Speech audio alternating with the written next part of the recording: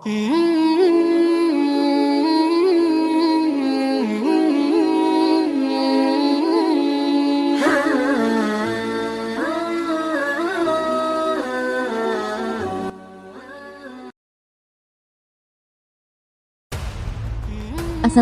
warahmatullahi wabarakatuh.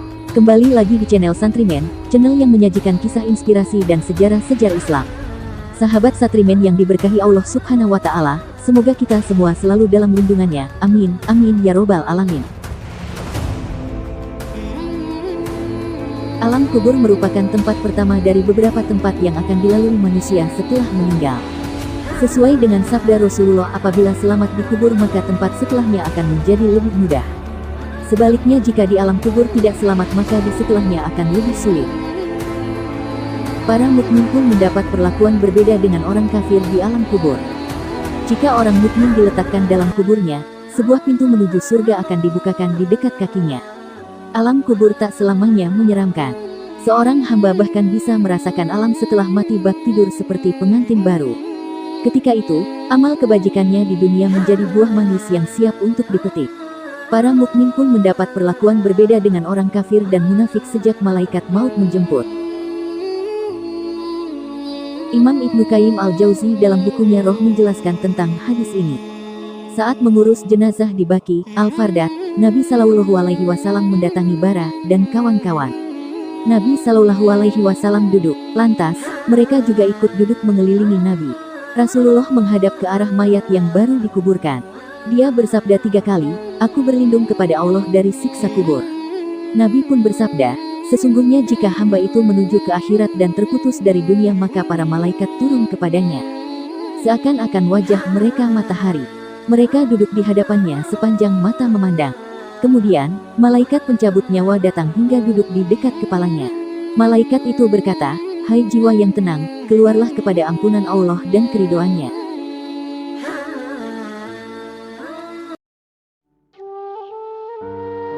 Maka, jiwa itu keluar dengan cara mengalir seperti air yang mengalir.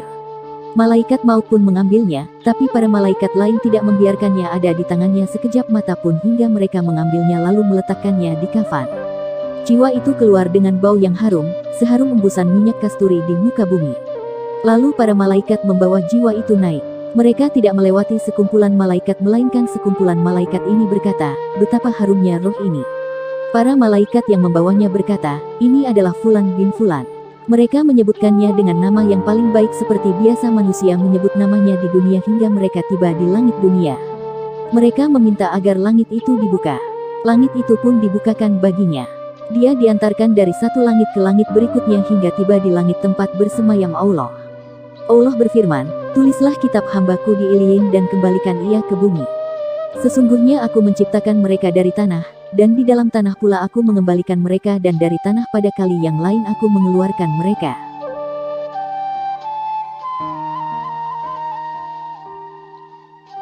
Rohnya pun dikembalikan kepada jasadnya. Lalu jasadnya dimakamkan.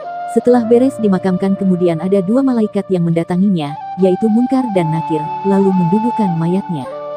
2 malaikat bertanya, 'Siapakah Rabbmu?' Dia menjawab, 'Robku Allah.' 'Apa agamamu?' tanya 2 malaikat. Dia menjawab, 'Agamaku Islam.' 'Siapakah orang yang diutus di tengah kalian?' tanya 2 malaikat. 'Dia adalah Rasulullah Muhammad Sallallahu Alaihi Wasallam,' jawabnya. 'Apa yang kamu ketahui tentang benda ini?'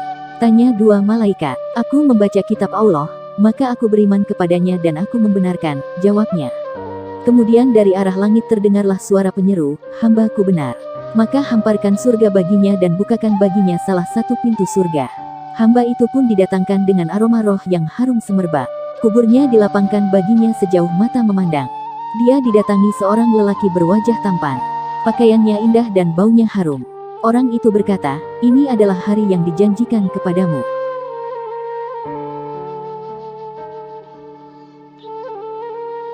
Hamba itu bertanya, 'Siapakah engkau?'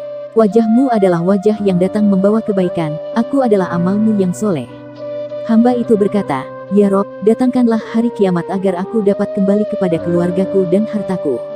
Ibnu Qayyim menjelaskan, jika orang mukmin diletakkan dalam kuburnya, sebuah pintu menuju surga akan dibukakan di dekat kakinya. Dikatakan kepadanya, lihatlah balasan yang telah dijanjikan Allah kepadamu. Lalu di dekat kepalanya dibukakan satu pintu menuju neraka. Dikatakan kepadanya, lihatlah siksa yang dijauhkan Allah darimu. Setelah itu dikatakan kepadanya lagi, sekarang tidurlah dengan tenang. Tidak ada sesuatu yang lebih dia sukai selain tibanya hari kiamat.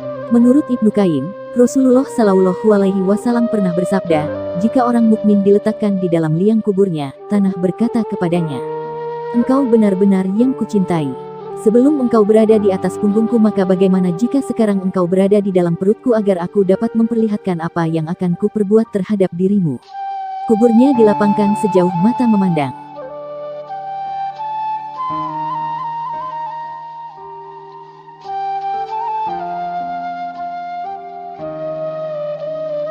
Allah Subhanahu wa Ta'ala bahkan menjelaskan di dalam surah Ali Imran ayat 169, jika para mujahid yang mati syahid itu hidup di sisinya. Janganlah kalian mengira bahwa orang-orang yang gugur di jalan Allah itu mati, bahkan mereka itu hidup di sisi Tuhannya dengan mendapat rezeki. Sebuah hadis yang diriwayatkan Imam Muslim pernah mengisahkan perihal ayat ini. Rasulullah Shallallahu Alaihi Wasallam bersabda, arwah mereka, para syuhada, berada di dalam tembolok burung hijau. Baginya terdapat pelita-pelita yang bergantungan di bawah aras. Dia terbang di bagian surga dengan bebas menurut kehendaknya, kemudian hinggap pada pelita-pelita tersebut. Maka Tuhan mereka menjenguk keadaan mereka sekali kunjungan, lalu berfirman, apakah kalian menginginkan sesuatu? Mereka menjawab, apakah yang kami inginkan lagi? Bukankah kami terbang dengan bebas di dalam surga ini menurut kehendak kami? Allah melakukan hal tersebut kepada mereka sebanyak 3 kali. Setelah mereka merasakan bahwa diri mereka tidak dibiarkan oleh Allah melainkan harus meminta, maka berkatalah mereka, wahai Tuhan kami menginginkan agar Engkau mengembalikan arwah kami ke jasad kami, hingga kami dapat terbunuh lagi demi membela jalan-Mu sekali lagi. Setelah Allah melihat bahwa mereka tidak mempunyai keperluan lagi, maka barulah mereka ditinggalkan.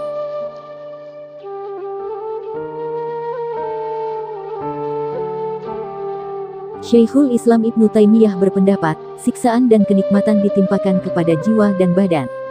Jiwa dapat merasakan kenikmatan dan siksaan terpisah dari badan. Jiwa bisa merasakan kenikmatan dan siksaan dalam hubungannya dengan badan dan badan berhubungan dengannya. Kenikmatan dan siksaan ditimpakan kepada keduanya dalam keadaan seperti ini bersama-sama. Sebagaimana jiwa yang bisa merasakannya sendirian. Menurut Ibnu Qayyim, pendapat para ulama salaf mengatakan bahwa jika seorang yang sudah meninggal dan menjadi mayat, dia akan berada dalam kenikmatan atau siksaan. Hal ini akan dialami roh dan badannya. Roh tetap kekal setelah berpisah dari badan lalu mendapat kenikmatan atau siksaan. Ia terkadang berhubungan dengan badan sementara badan bersama roh mendapatkan kenikmatan atau siksaan. Pada hari kiamat kubro, semua roh dikembalikan ke badan dan mereka bangkit dari kubur untuk menghadap Rabbul Alamin. Hanya bagaimana kunci untuk menempati alam kubur yang nyaman dan bebas dari siksaan. Al-Baihaqi mengungkapkan, amal soleh akan membuat nyaman tempat tinggal di alam kubur. Dan barang siapa yang beramal saleh, maka untuk diri mereka sendirilah mereka menyiapkan tempat yang menyenangkan. Quran Surat Ar-Rum ayat 30-44. Merujuk pada pendapat Mujahid, tempat menyenangkan yang dimaksud ialah kediaman yang nyaman selama di alam barzah.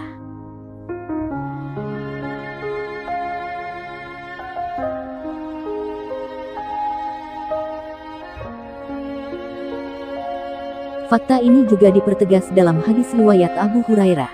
Disebutkan bahwa ketika mayat telah diletakkan di kuburannya, ia mendengar gesekan sandal handai tolan yang meninggalkannya sendirian. Bila ia orang beriman, maka amalan sholat akan berada di atas kepalanya, puasa di sebelah kanannya, dan zakat ada di samping kirinya. Sedangkan amalan lainnya seperti sedekah, silaturahim, dan perbuatan baik ada di sekitar kedua kakinya. Masing-masing akan menjadi saksi dan pelindung baginya. Wallahu a'lam bishawab. Kisah ini dilansir dari laman republik.com, kunjungi juga halamannya biar jelas. Dan jangan lupa dukung channel ini dengan cara subscribe, like, komen, dan share. Terima kasih, semoga kisah ini bermanfaat dan menginspirasi. Akhir kata, wassalamualaikum warahmatullahi wabarakatuh.